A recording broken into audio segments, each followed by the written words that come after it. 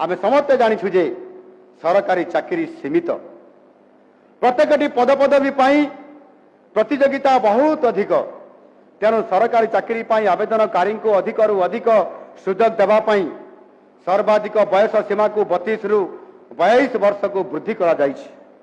ता सहित Odisha civil service परीक्षा जो सर्वाधिक 6टी सुजोग रही उठे देवाई आज मु एही पवित्र अवसर रे मु घोषणा करुछि।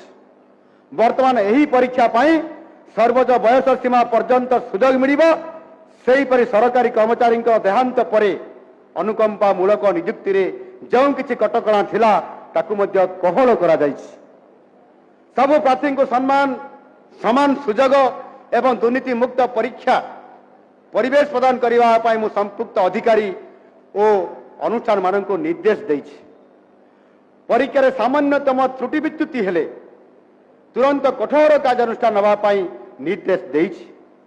आम सरकार परीक्षा दुर्नीति और अनियमितता को एक अक्षमणीय अपराध भाव विचार को नहीं।